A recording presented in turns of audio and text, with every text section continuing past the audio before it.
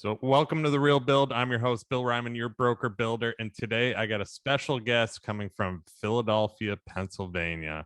Her and her husband, Matt, started Reale Landscape Design in 2000, and then in 2010 changed the company name to AquaReale to reflect their emphasis on water features, stormwater management. AquaReale had sales of 915,000 in 2020 and continues to grow. When she switched from her marketing company to running AquaReale, she used her marketing skills to grow the company from 200,000 to 780,000, which is awesome, in less than 4 years. Over time, many people in the pond world have asked her for help with their marketing needs, which has led her to the decision to form Pondtent, a company dedicated to helping other contractors like herself and her husband.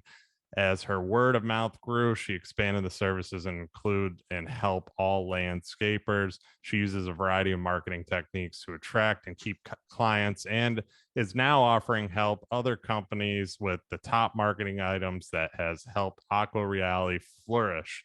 That was a lot. Heck of an intro. Laura Reale. I don't think you took a breath. Yeah. Laura Reale, welcome to The Real Build. How you doing today? I'm good, Bill. Thank you for having me. Yeah, you were. I was blessed to be able to be on your podcast. We had a great conversation, and I wanted to definitely have you on and talk about what you're doing. I mean, because it is so important. You don't really think about it, and we got kind of deep with how landscapers and pond builders and so on can market themselves to builders, real estate professionals, which we'll get into that more too. But I also want to get into your kind of techniques with them marketing to clients. This show's obviously client based. It's kind of helps clients figure out what to look for in the construction real estate industry. Obviously, construction and real estate being very broad. So that's why I was excited to have you on. But with that being said, before we get started, I want to know about you. Who is Laura Reale? Who is Laura Reale? Well, just kidding. So I am a marketing professional by trade. I have been in marketing for many, many years, went to school for it. And then my husband and I started the landscape business in 2000, but I always did my own thing. I was just I'm 51% owner, so we could be women owned. Always thinking. I like that. But I had my own marketing company and was doing my own stuff for quite a long time.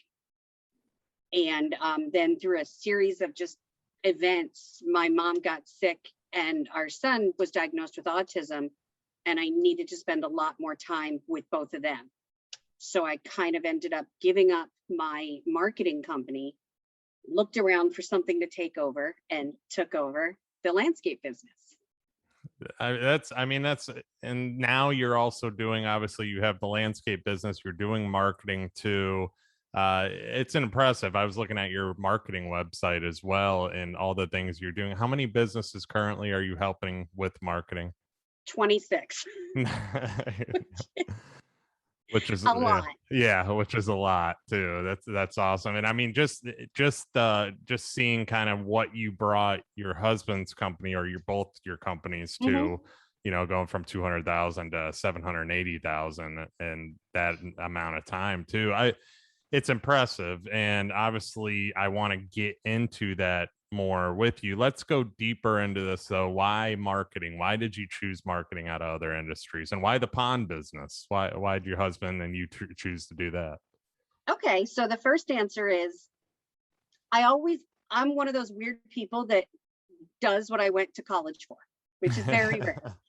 And I always knew I wanted to be in a career where I'd have flexibility, and it showed with my son and mom. I certainly needed it. So I never wanted to just be behind a desk. And, I needed to be out kind of in life as well.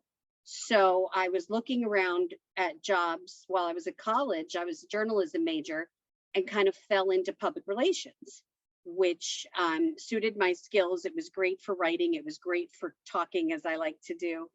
And so I studied public relations. And then I went a bit further and got my master's in public relations from Northwestern.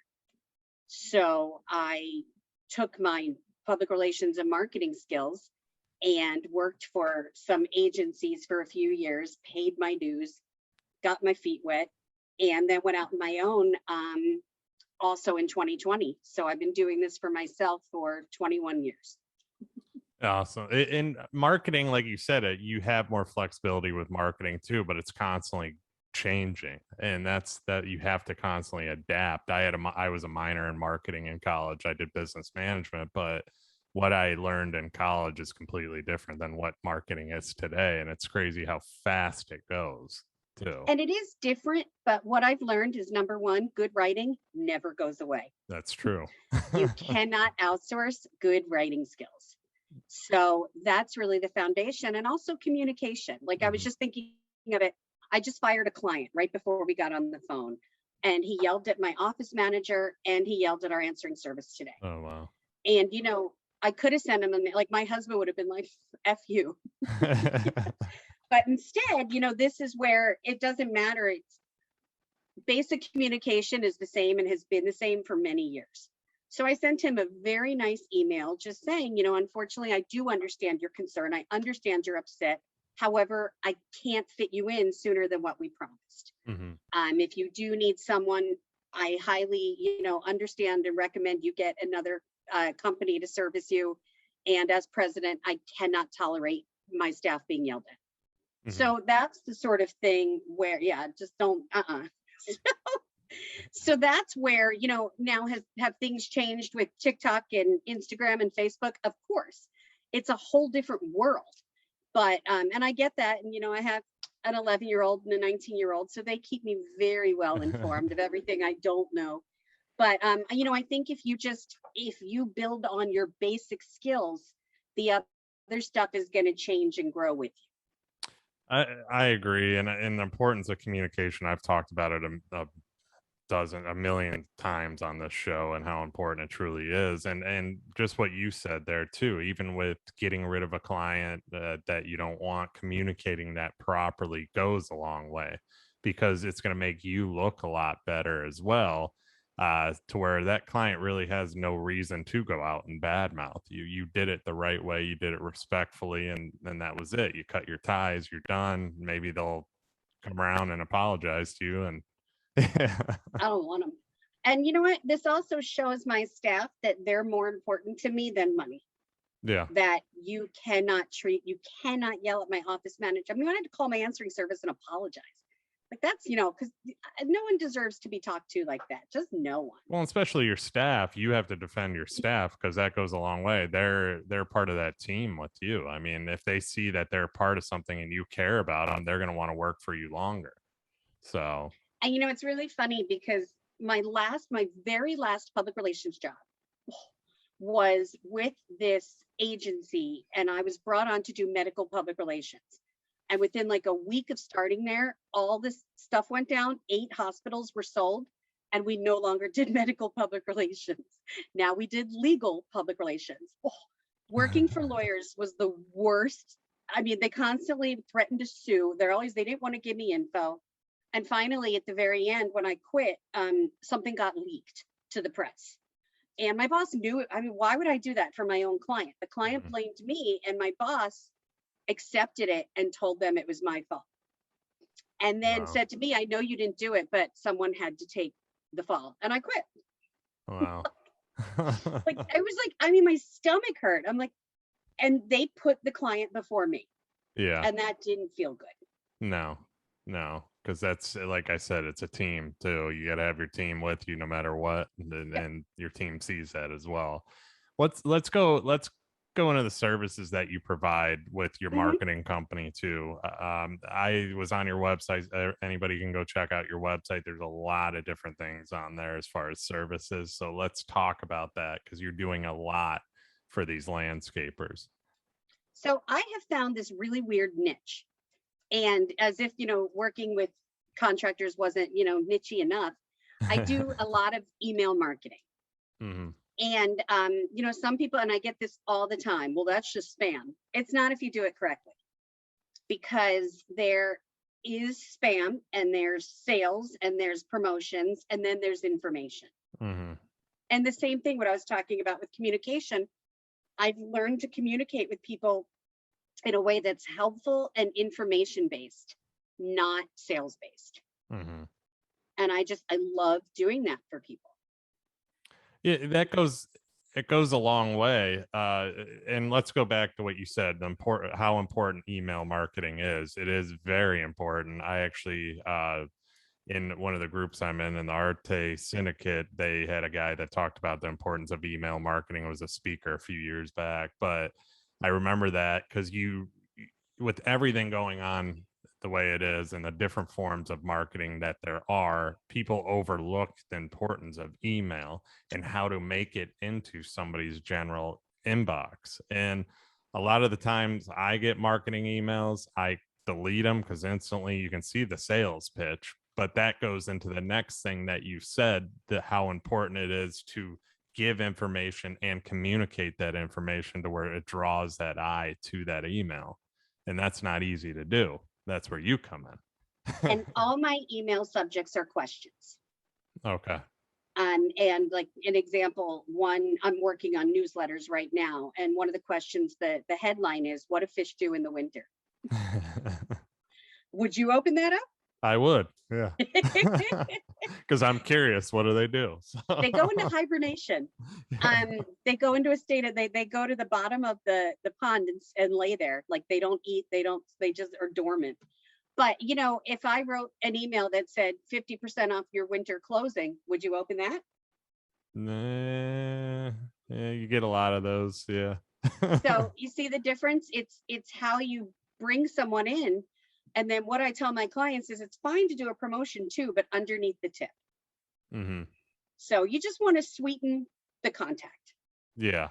So on that initial contact, how do you start off? So you have that subject line that obviously stands out, and then how are you starting it off to where that reader continues to read the whole entire email? Because that's a problem too. You start reading, Yep. it's like, Yep. hello, I work for this company, this right there. You work for this company, you know, and that throws you off right away. You know, that it's a sales pitch. No, the whole thing. So like the answer is, what do fish do in the winter? I have a whole, like a nice picture, which is really important. A good picture of like a fish underwater. If it, you know, I've always looked for a picture of a fish, you know, holding, like shivering, but I haven't found it yet. I'm still, if anyone knows one, let me know. Everyone's gonna be like, fish shivering. Yeah, Yeah. Googling shivering fish. I'd love it. But always a picture, and then just a straightforward answer.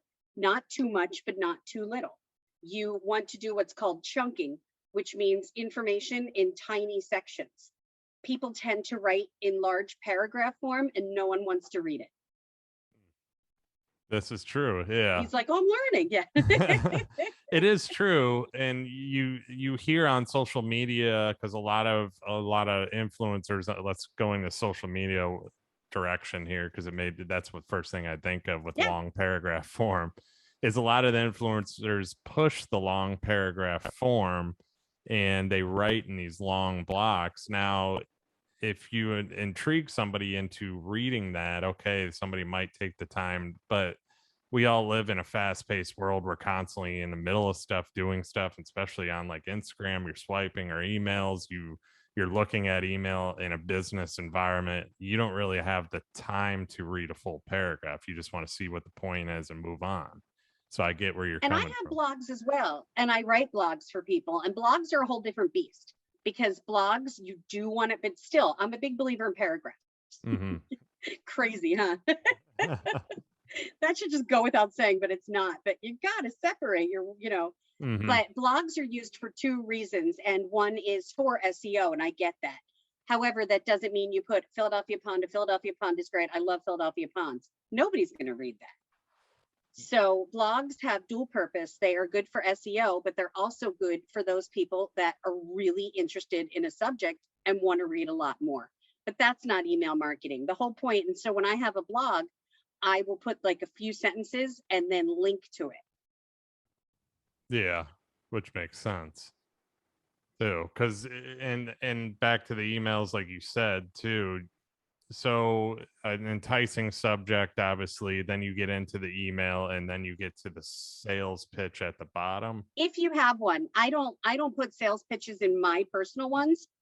if a client, like I work for the largest distributor of pond supplies in the whole country.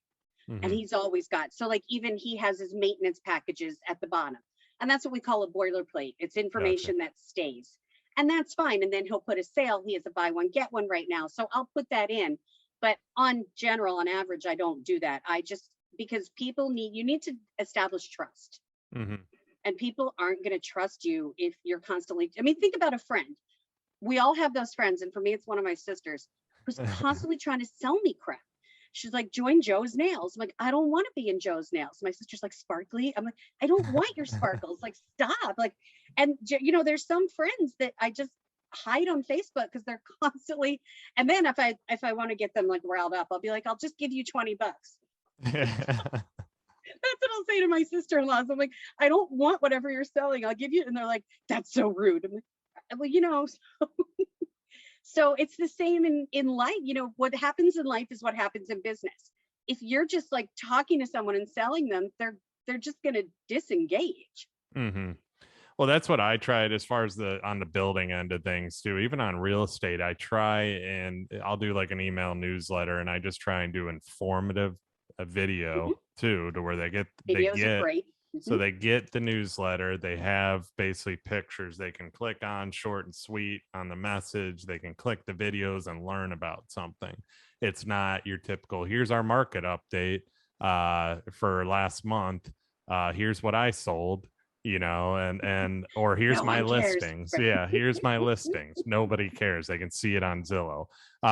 You know, but I'm really curious to know how the housing market's doing right now. Are things continuing going up? What should I do?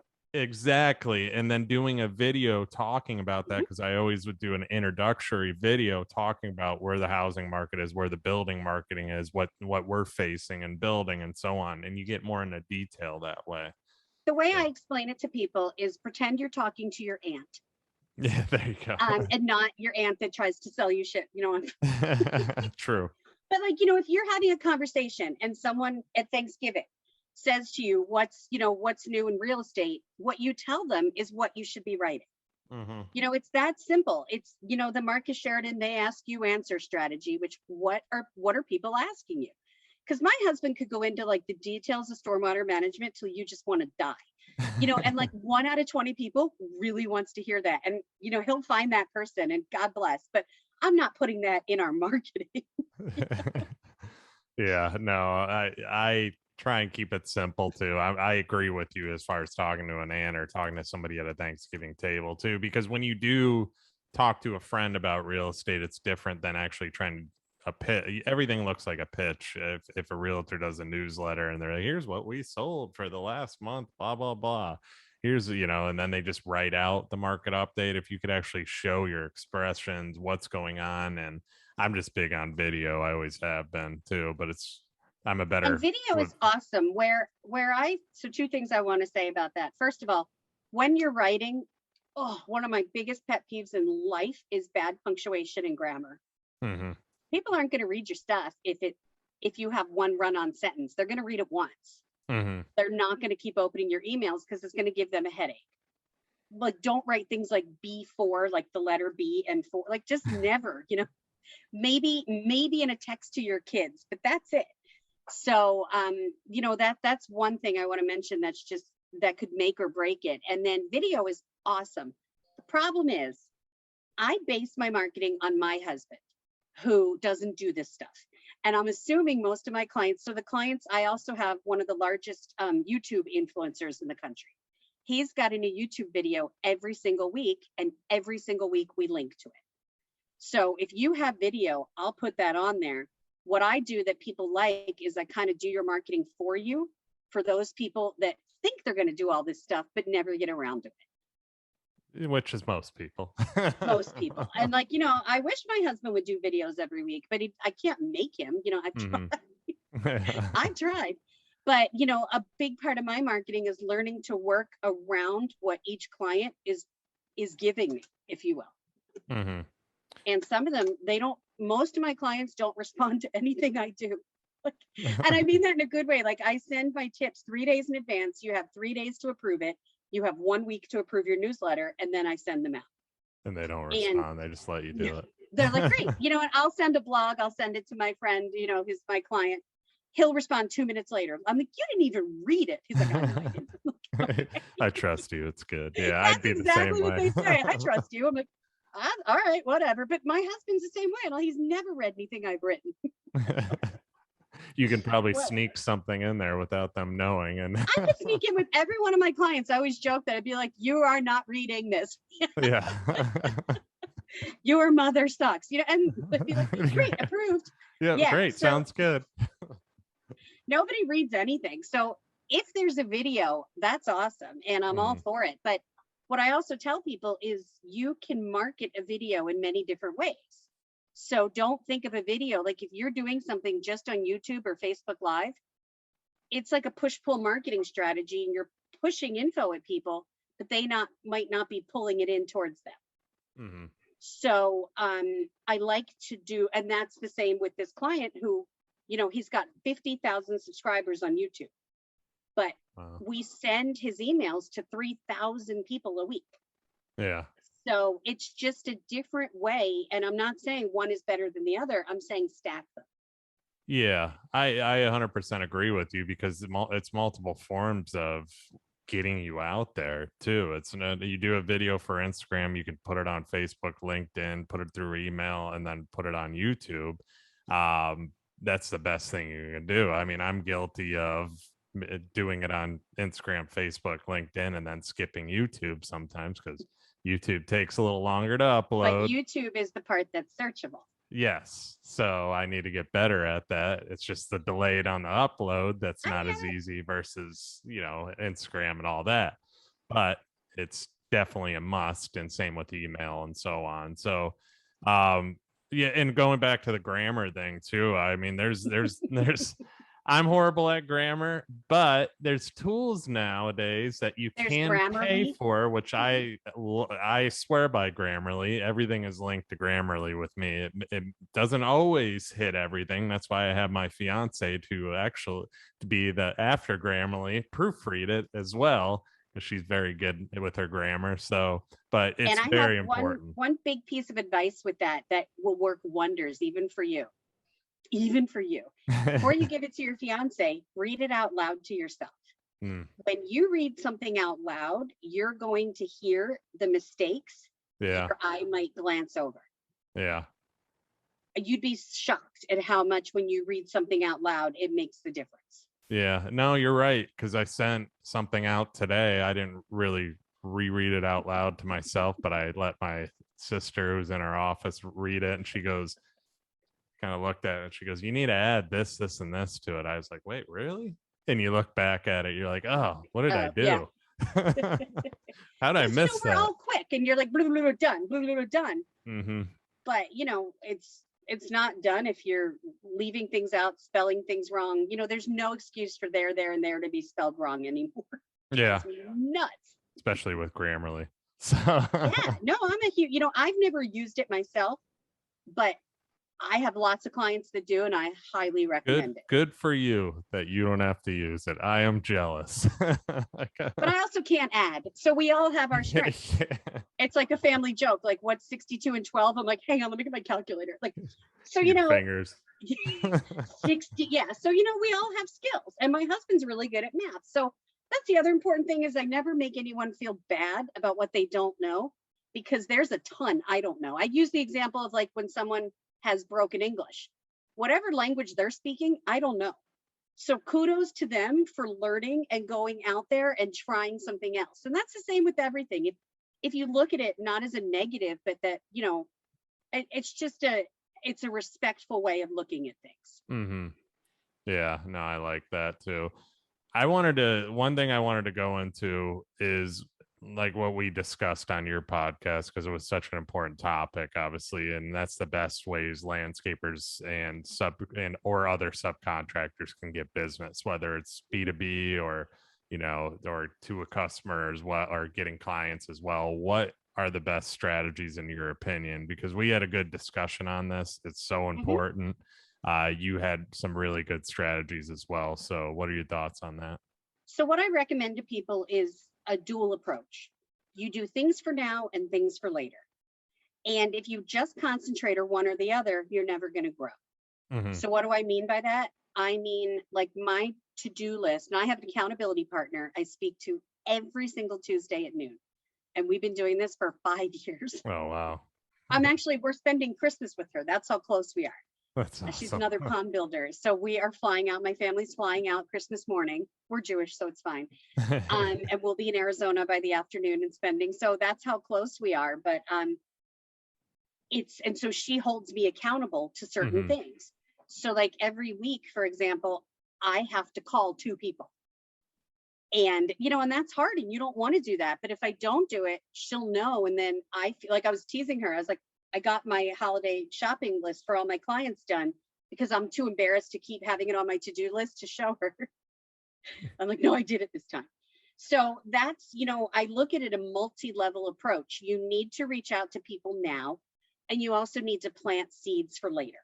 Mhm. And that's how I consider the email marketing. Like I tell this story, which is God's honest truth. A couple, I heard from this woman once, and she's like, okay, I'm ready to buy a pond. And she knew, she's like, I want the blah, blah package from your website. I'm like, great. How did you hear about us? She goes, oh, from the Chestnut Hill Festival. We had last done that festival 3 years prior. I was like, holy crap. And she's like, oh yeah, no, I get your emails. I'm like, you get my emails and you don't even have a pond. She's like, yeah, no, I just like them. I'm like, okay. So it took 3 years for her to become my client. Most people would have given up after like a month. Yeah. You can't give up. It's a long game, unfortunately. Oh, yeah. And so, I sent out an email last year, a different time, and said, schedule your fall shutdown. And this guy reached back out and said, do you guys also do renovations? I'm like, heck yeah. $27,000 job. Wow. Sold based on an email. Was that the first email I sent him? No. So, it's now, if I were really slow, would I just be using email marketing? No, you got to call people. You got to, email people directly. You got to hit, go out in person. So that's the other thing is networking. I'm never going to say one thing is the only way to do things. You also really want to build your referral network because those are the people that are going to continue to get you work. Mm-hmm. No, going back to the long-term game of things too, going back to what I said before, a lot of people live in a fast-paced world. They think they can do a Facebook ad or something and get leads. You could. Are they going to be quality? Probably not. Same as far as real estate agents going through Zillow, you're spending a fortune on those leads. Maybe you hit on one or two, whatever. I'm huge on long term because I've been doing my business for a long time now. Now things are really starting to take shape on my real estate side. Obviously, the construction side we've been doing very well as well, but the real estate side, and it was just a lot of constant video podcasts. I mean, I think this is episode 119 of my podcast, weekly consistency. Yeah. You know how many times I wanted to quit doing this because I felt like, all right, am I getting anywhere with it? Yes, I see growth. I'm not charging ad revenue on this. I'm not going to. It's more just to help people and, just get content out there as well. But it's grown, and there's been times where I've been like, all right, do I need to keep doing this? I've hit a lot of topics, what else can we do? But I keep doing it, and it's good content, so on. Same with the video, constantly doing video updates on homes so people can see that. And you don't think people are watching or listening, but they truly are. And when a person comes up to you and is like, yeah, I watched your video on this, or heard your podcast on this, you're like, you listen to that? Oh, Isn't wow. that cool? Yeah. So someone just reached out to me last week, and he's an iron, like has an iron, I don't know what you call it, business. And we've used him before to weld things or fix things for us. He's like, just so you know, I'm a local fan. I'm like, creepy. You don't, I was like, wow. And he's like, I listen to you every week. I want you to know, people close by, or I love your marketing advice. I'm like, wow. So that was really cool. Because like you said, you're talking into the air. Mm-hmm. And it's a weird feeling. It really is. You don't really know who's listening or what, but there is people out there that are going to do business with you because they like what they hear, they like what you do, Mhm. like what they see on video and how you act and so on. And it's so important to consistently do it, and that's what keeps pushing me.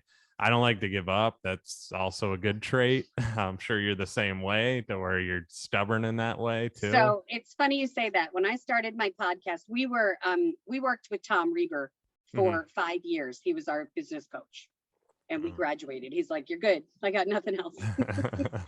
So one of the first things he said to me, he's like, "I challenge you." He goes, "You're going to stop after 5 podcasts. Most people stop. I'm on episode 192." And he's like, "Oh, I knew that would do it for you. I knew you weren't going to stop." I'm like, that was so mean. Hmm. But he knew how to motivate me. I'm competitive. If you tell me I'm not going to do it, I will do it twice. Yeah, yeah. No, I'm the same exact way. It's a great trait to have too. And I mean, it's consistency. That's the main thing. Yep. The longer you do it, the more people are going to catch on to it. A lot of people with podcasting do give up after 5 episodes. They don't think they're getting anywhere, but who's going to hear you after 5 episodes, you Oh, know? oh, my first episodes were terrible. They were terrible. Mm-hmm. And But it's, well, that's the way, yeah. same thing with email too. I mean, if you're Oh, consistent on your email marketing, or hire somebody like yourself to do it, and people consistently are having it in their mailbox, and they're looking forward to it like you're doing weekly, it's huge. so one thing I recommend to people is, is you just like you said, you have to stick with the consistency of it. So when I take on clients, I make them sign at least a 6-month contract, Hmm. because I had one client literally after one email, he goes, "It's not working." And he fired me. Whatever, dude. One email. One. No, it's not going to work. Like, I never said it was a one and done, Okay. So I learned from that. And now I don't accept, I'm like, you got to, and it's the same with public relations. And that's where I took my PR. It's a long game. Like, it takes that long just to develop a relationship with someone. Hmm. So, and then if people come and they're like, "But I need work now," that's when I'll motivate you and I'll recommend you call 3 past, 3 current, and 3 prospective clients. Hmm. And you tell me that won't get you work. So it's you need to make the, pick up the phone and get out there in person for instant work. But you need to be at the same time laying the groundwork for continual work. Yeah, yeah. And once again, we're back to the long game on that one too. Not a lot of people are willing to do it, and that's the thing. And That's where you I come in. Yeah. And the consistency does work, and I'm preaching that right now, because based off experience and doing the consistent things that I didn't feel like doing, that I could have just sat back and said, whatever, we get referral business or we get this. Majority of the business we have is because people have seen my content, or have experienced some kind of content from me, to where they're just like, I want to work with that guy. Yeah. Not to mention the sales pitch when they Because they come feel in. like they know you. Exactly. And they feel comfortable right off the Mhm. bat, right when they come into the door. They feel like they already know me. They're comfortable. They're ready to listen to what I have to sell them as well. And that kind of goes into your email marketing, and what you're doing is you're getting people into the door. The next is in the contractor's hands. Well, how are they going to sell those people? So, Right. This isn't the, it's not, it's a spoke in the wheel. mhm. Nothing is an exact answer to everything, unfortunately. Yeah. However, if you're not going to do anything, this is a good place to start. Because, like I said, what my clients like about it is they literally don't have to think about it. Mhm. I am so insane that my son was once in the hospital. He's fine. But I had my computer and I was doing my tips. I was like, well, I can't be late with them. People, that's how I'm just insane. But, you're hiring me with the expectation that things will be done at a certain time. And it's my job to do that. Mhm. And it's you admitting you're not going to do it. And everyone's like, well, I could do that myself. I'm like, let's talk in a few months. How'd that go? Yeah, yeah. Can you do it again, please? Yeah. Because anyone could do what I do. The question is, well, not really, but you could do it, but will you do it? Do you have the time, the desire and the interest to do it. And if not, hire them. Yeah. So are you doing it, you're doing it every week, or it just depends on the client, or how are you going about it? Let's talk about your process with it a little bit, just so people understand it more. We kind of got into it, but let's go full on in depth of your email marketing process and from start to finish till they hire that client. So what I do at first is I work with each client on building an email list. And my number one piece of advice to people is write down everyone that reaches out to you, not just those who buy from you. Okay. Because everyone's your customer, just not when. You know, you don't know when. You can't choose when they're going to buy from you. And just because you're ready to sell doesn't mean they're ready to buy. And that's a huge distinction. So you need to be prepared, you know, and I have space. I don't want your space right now. That timing doesn't, and it makes you look desperate, unfortunately. Where you're like calling like, hey, I got next Tuesday. Hey, I got next Tuesday. All right, dude, calm down. Where instead, you know, what I'm doing is trying to, so what I first do, like I said, is we build a database of emails of anyone that has ever reached out to you. The first email, and what I like to do for people are weekly tips and monthly newsletters. Okay. And they differ because the tips are really just information oriented. And the newsletters give us time to go in depth a little more. And that's where I'll put like quotes, and I go through people's Facebooks like mad, trying to personalize their emails as much as I can. So I will put before and after pictures there. I will link to blogs. I will put customer testimonials. So that's kind of more of a back and forth chatty thing than the tips that are just being sent out informative. Okay. And so what kind of tips are you doing? What are the tips that you're kind of giving, just to give an idea? Okay, so for a builder client I have, we do tips on, right now it's the weirdest thing, like when to paint your front door. People like to know, yeah. People like to know that kind of stuff. Weird stuff, you know, but like just question, like, I don't know, turns out fall is the best time. How to choose a color wheel. So like, that's the other thing is, if I'm working for a painter, I don't want to say to someone, we need to use number 3. Like, no one cares. Yeah. Like, what's interesting? And so it doesn't have to be directly like, I don't necessarily, my client doesn't necessarily want to paint someone's door. That's not why we're sending the tip. We're sending the tip to build trust and develop a relationship. Yeah. So we're giving people information that might not, quote unquote, help us right away. Like, I'm not saying front door special, we paint your front door. I don't even, like I said, I don't even think they paint front doors. But, you know, it's a way to get in there where you're positioning yourself as an expert. Yeah, that's a great idea too, because I mean, that had me curious. When do you paint a front door? When's the best time? You know, even being a being a contractor. You should see me at parties. I am full of the most random, and people are like, my husband's always like, stop. I'm like, no, people are like, no, keep going. Yeah. Wait, what? When do you do that? What'd she say? They're writing it down as you're there. Yeah, I mean, it's awesome because it's the stuff you never think of too, off the wall kind of stuff is the stuff people kind of get drawn into. You know, what are you curious about? If you were going to do 5 bathroom renovation tips or something like that, it's a little bit broad, but you're kind of narrowing down stuff to draw people in more, like randomly. Like, I would never thought of a front, you know, when to paint a front door, but I'd click on it. And, you know, and those are the sort of things, painting a front door red is a way to kind of upgrade your house at a very small cost. Yeah, there you go. So that could be a tip, you know, and the fact that if you're decorating for the holidays, go outside the holiday aisle and just get random stuff too.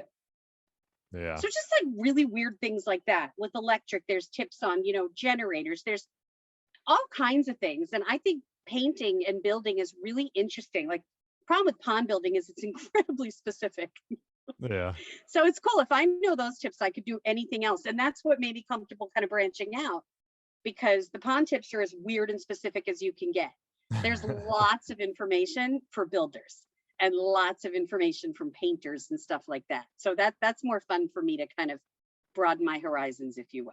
I need to do more video on small, like random building stuff too. And like as a builder, you don't really think to do that because you're like, people aren't going to be interested in that. But They are. some of the most interesting things are when we're driving pilings and how that's working and how these little steps of how somebody does smooth coat drywall or something like that. Not the whole broad house, but narrowing it down to something as well, and that Little draws attention. bite-sized pieces of information, Hmm. Which you I'm know? guilty of not doing because you, as a builder, like I said, you don't think people are going to be interested, but they really are. They're like, It's like wow. dessert. It's a little bite, it's fluffy and it's delicious, and then you moved on. Love that. Now I want dessert. But it's the same thing. It's just little poofs, little tidbits of information. Yeah, and that's true. Yeah, it goes a long way. Yeah. I'm gonna keep moving just because I know because of time you got to get going here soon too. Last question, then I'll get into some personal questions too. Hmm. This was on your website. I took this from it. Customers purchase when they are ready to purchase, not when they are ready to sell. That's why it's important to stay in touch with potential customers. You need to communicate with the customers as well, keeping top of mind, and even more important in today's busy world. People forget your services and offerings after a while and have no idea what else you may provide. Let's go into this deeper. You brushed on staying top of mind. What are the most effective ways using email marketing, whatever what other marketing strategies you think? What are the most effective ways? So I have a couple examples with that. And the first one is, like I mentioned, Tom Reber. Um, for those who don't know him, he runs the Contractor Fight. He's a really Hmm. well-known coach at this point. Great And I guy. knew him when, Shout out to yeah, he's Tom. Great awesome. guy. But Tom tells this story that he probably doesn't remember it anymore, and I tell it for him now, where he was a residential painter in Chicago, had his painting company, and he painted the inside of this woman's house for years. And he was driving by her house one day and he saw someone else painting the outside. He's like, what the hell? And he went back and called her, and she goes, oh, I didn't know you painted inside of houses or outsides. And he's like, and in the end, that was on him. He didn't share with her everything he did, and Mm, he just assumed she would know. So a weirder example is literally a week ago, I was talking to my friend of mine who's, our boys are friends, and they were talking, they're building a swimming pool. And I'm like, how's that going? How's the permitting? And the husband's like, oh, the only thing we still need is a rain garden. I'm like, we do that, right?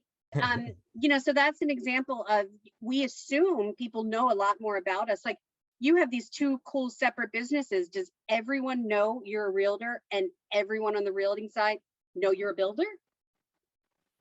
yeah, well, the way I promote myself too is I always say your broker builder in all video Well, then they content. do. Yeah.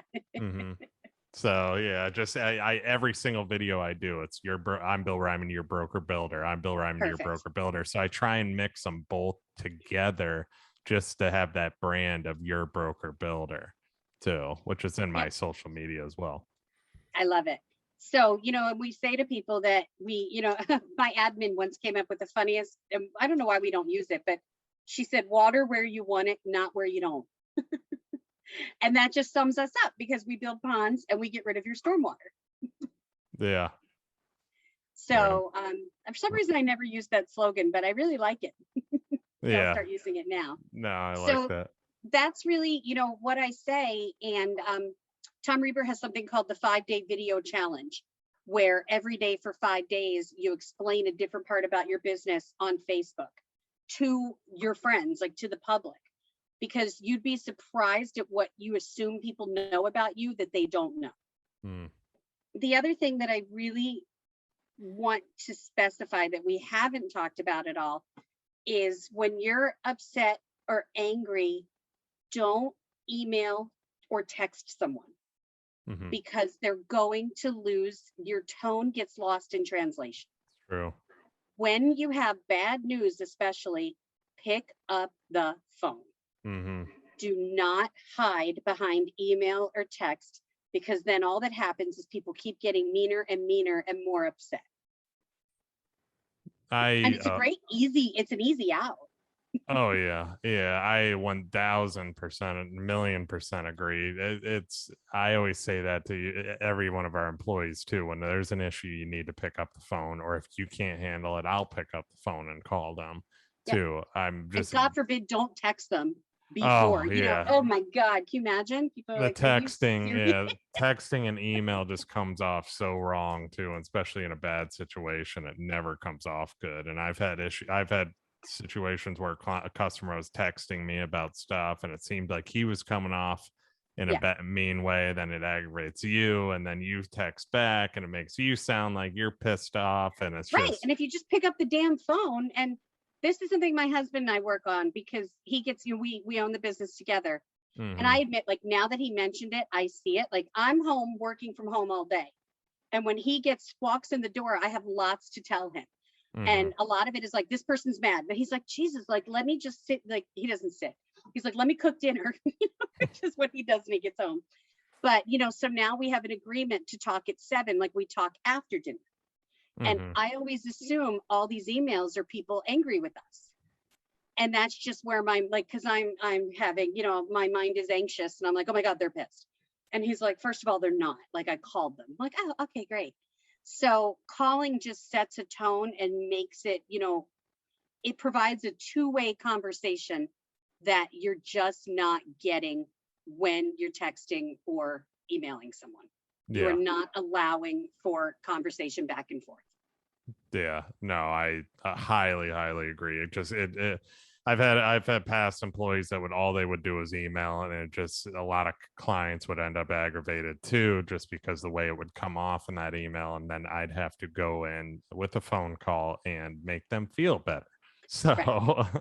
People want to be heard, mhm, and a lot of the times I'm literally like, uh-huh, uh-huh, uh-huh. And then they're like, that was a great conversation. yeah, yeah, Like, I thought so too. But they just literally want you to hear them. And I hear that and I understand what you're saying. Here's my thought back. Now, hmm, granted, that doesn't always work. And like I mentioned, the client that yelled at us today, he got an email because I don't have anything else to say to him. I don't want the conversation to go back and forth at this point. There's no, something I want to tell him, and I want it in writing that this is how it ended, like you said, so he can't badmouth me.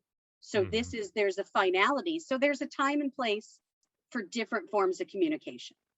But if you do want to keep the client and want to keep the conversation going, pick up the phone. yeah. Yeah, highly, highly, highly agree with that. I love that. That right there was so spot on too. I know you got to get going. Like I said, I want to end this in some personal questions that I ask every guest that I have on my show. So this question here is my Okay. favorite question. Uh-oh. What about you personally? You have built an amazing company and brand, and you continue to grow each and every day. What lessons have you learned throughout your journey that we should all apply to our own business or our own lives that can help us grow? One of the best lessons I learned from graduate school was what a professor once said to me. And he said, be nice to people on the way up because they're the same people you're going to see on your way down. Mm, wow. And that just stuck with me because, if you treat people like crap in 10 or 15 years, you might need them. Mm, And so never end things on a bad note. And I admit I'm passionate. So mhm, my passionate can come out as, but I have to temper it and say, I might, this person might end up at my kid's school. mm. Unfortunately, like you don't know where you're going to see people in life. So treat everyone like you want them to treat you and just be kind, even if it kills you. I love that because it's true. I mean, treat everybody like you want to be treated 100%. And I know there's some people out there that it's hard to do that and hard to bite your tongue and walk away, but you have to because more than likely They you're might running. literally be your kid's soccer coach. Yeah. I'm dead serious. And it happened to me once. I forget, like, I didn't go to something and it turns out, oh, this job interview. This is like when I lived in Chicago, and it was we remember the weirdest things. And it was the communications director of Sears.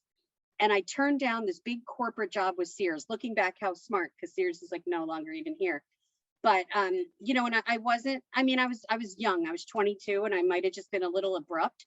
Mhm. And she responded to me and she goes, do you know I'm also your new aqua aerobics teacher? Oh, wow.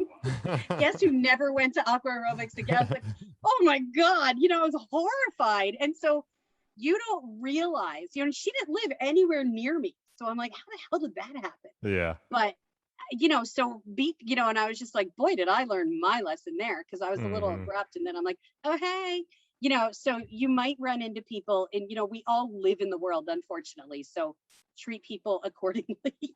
Everybody out there, you heard Laura. Be nice to everybody.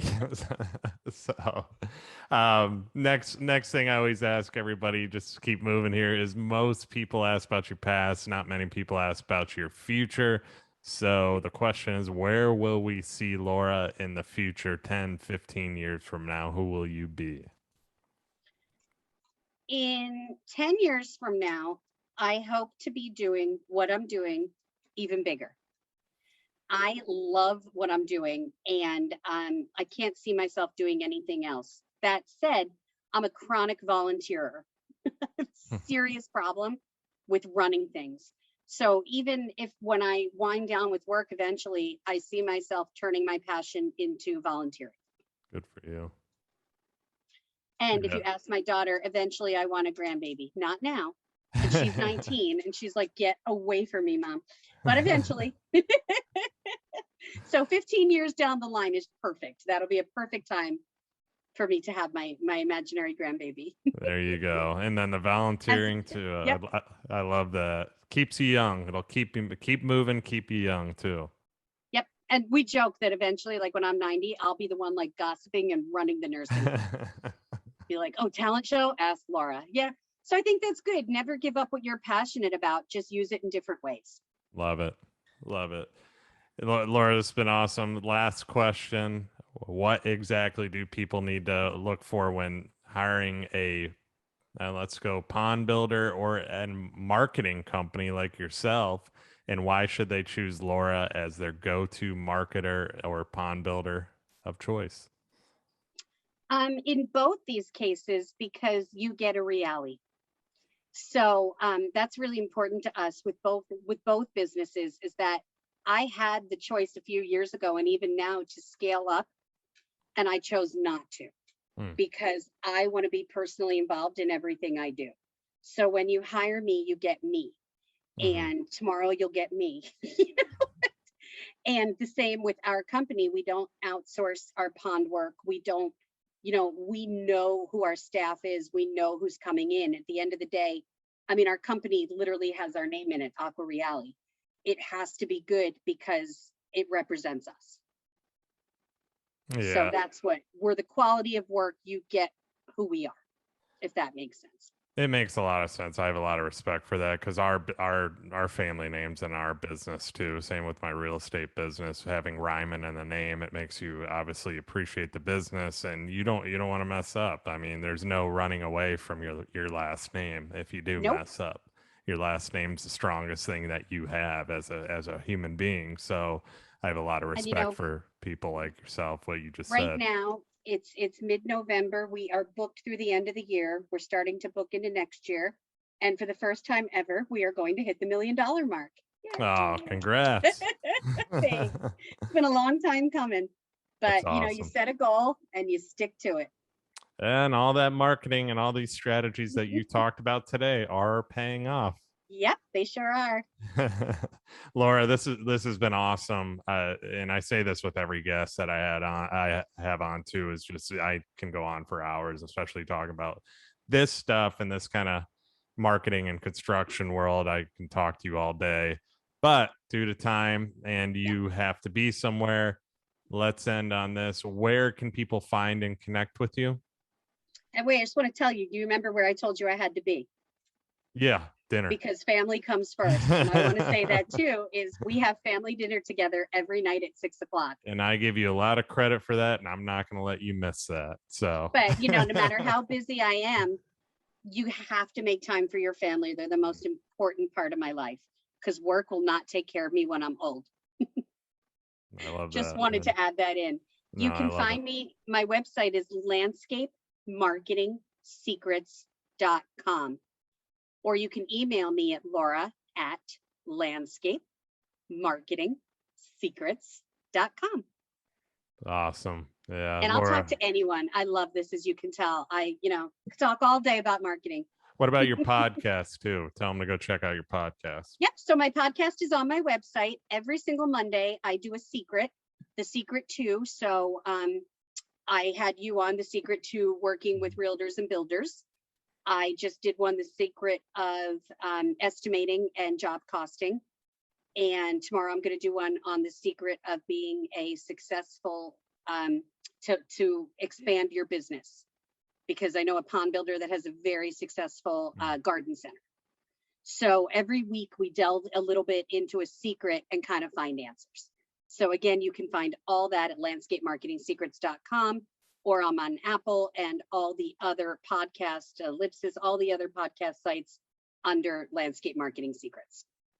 Awesome. Laura, thank you for doing this and taking the time. I really do appreciate it. This was awesome. There's a lot of great tips. I'm going to personally use them, especially, you kicked me in the butt a little bit today as far as getting more on my email marketing side of things. So, but I really appreciate it. Thank you, Bill. This was lovely. Yeah, thank you. And for all you that listen, obviously, you know the routine. I don't advertise, just like, share, comment, whatever you got to do. Share it with your friends and family. 5 stars are only allowed to on iTunes, so please go do that. So, and rate it. That'll get the show more out. And until next time, I will see you guys then. Cool.